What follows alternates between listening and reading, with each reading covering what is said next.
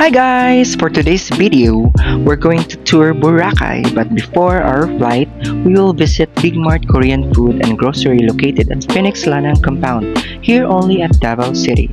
If you're craving Korean food so you can cook a lot of noodles with your own taste. Aside of noodles, naput sila classic-classing delicacies to satisfy your K-taste.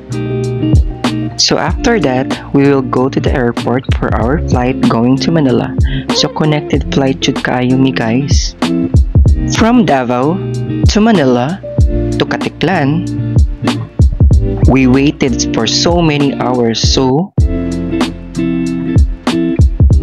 here we are, Katiklan. So morning na jud mi naabot. Actually guys, I'm with my mom and my sister, so it's our first time together na mag-travel sa Boracay.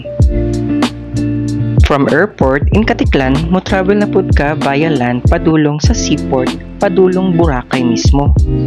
Medyo taas gid ang biyahe and taas pud ang pila. But mas dali kay naa mi kauban senior akong mama.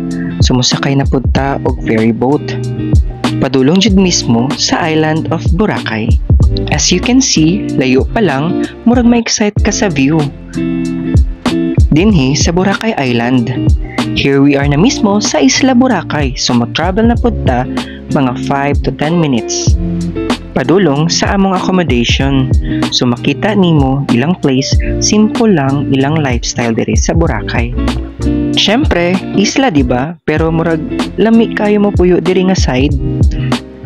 Pagsulod pa lang nimo sa area, makita na dayon nimo ang dagat.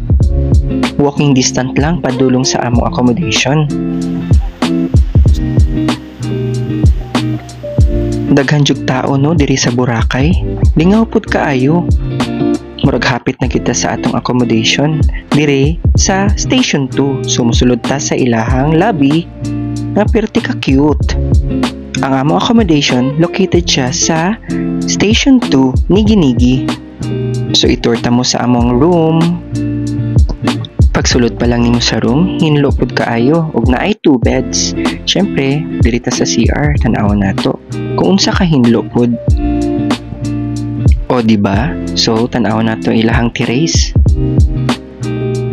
Pag open pa lang nimo sa ilahang door, makita na dayon nimo ang dagat kung unsa ka puti o unsa ka nindot. Can we skip to the good part? Oops! So start na ta sa atong day 1 gala.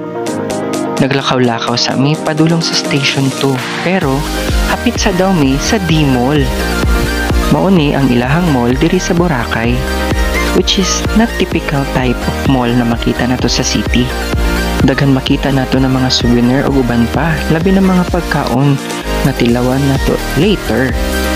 After D-Mall, mugawas tayo sa ilang downtown area. So as you can see, very peaceful pud kaayo.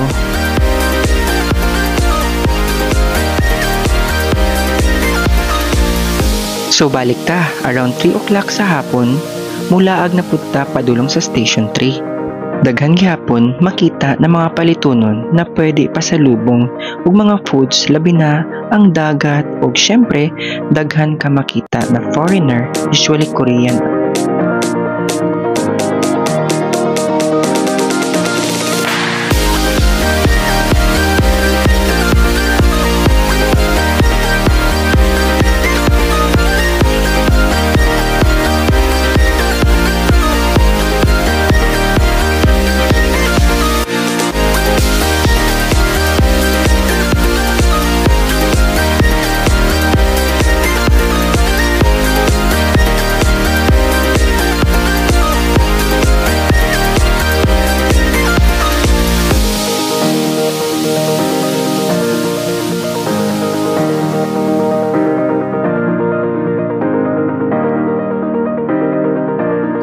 Ingon sila pag mulaag daw kag Boracay para ma-feel nimo ang Bora, kailangan po daw nimo magpa dread hair. Ang nightlife sa Boracay kay puno og ilaw, labi na ang mga fire dancing ug mga banda sa mga restaurants. Dirito sa V-Hub na pwedeng magbanding ang mga barkada. Maka-amaze pud kaayo. Di man ta food vlogger no, pero let's try ilang mga foods kung unsa kalami.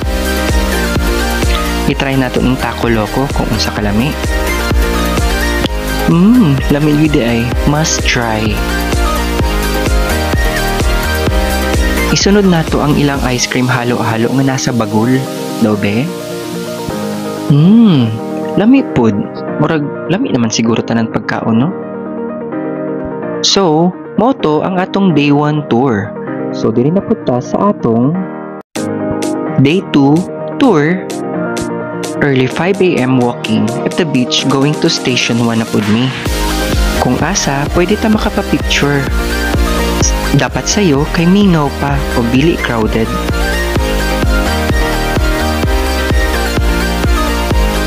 Diri pa lang makita na nimo ang sunrise, di ba?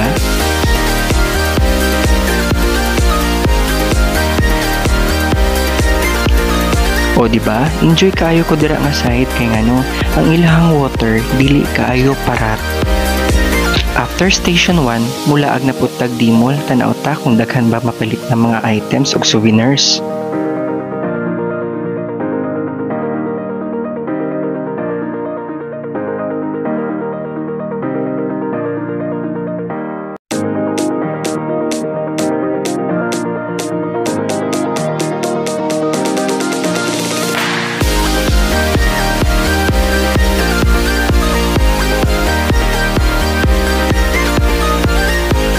Kung gusto ninyo mas makales o foods, ginapilahan pod ang Jasper's Tapsilog and Resto.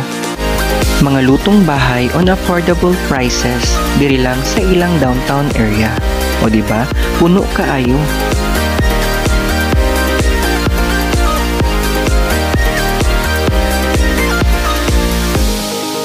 Hapon na pod, walking going station 3. Sa beach pa lang, nakita nimo daghang tao to witness the sunset. Sa mga foods pa lang, maka-amaze pa kaayo na never nimo natilawan. Sulit ug affordable pa. Kasagaran baligya mga ice cream gyud, cause very hot kaayo sa Boracay, like me aw unsa bagod. Sa sige na kog suroy ug sige na kog tan-aw sa mga pagkaon ug natilawan na akong mga pagkaon, karon pa jud ko nakatilaw kung aning na mga food diri lang sa Boracay. O di ba? Abi ninyo dulaan no. Actually dili na siya dulaan guys, mao gina siya ilang hinimo diri ug i-display nila sa ilahang windows. Unsa ba? Food vlogger na ba ko ani? Oh, di ba? Lami ba? Diri lang na siya sa Halo Mango.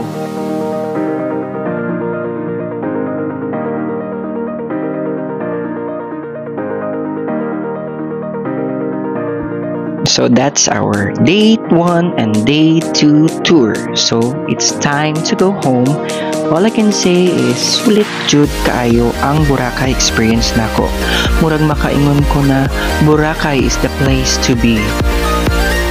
Dili ka get over kung imong itry tanan. Labi na siguro kung nag-island hopping ko. But for now, maybe next time, mabuo na nako ang akong Boracay experience. Tips nako sa mga gusto mo travel o Boracay, tulo lang kagamit ang imong dalhon. Imong suot padulong, imong suot pangligo, ug imong suot pauli. Kung 3 days lang, pero kung 1 week ka, bring duha ka panligo. But before me mauli sa Davao, syempre, stop over sa midiri sa Cebu. Sumuhapit sa midiri sa Mactan, Cebu, o magpa-picture, doon lang po siya sa airport, di ba? Para less dalahin o pag-uli nimo na kay bit-bit na imong mga gipamalit, and also book your ticket ahead of time para makales lamig jud mo travel kung imong hinaguan ug makaingon ka na I deserve this. Thanks for watching guys, see you next tour.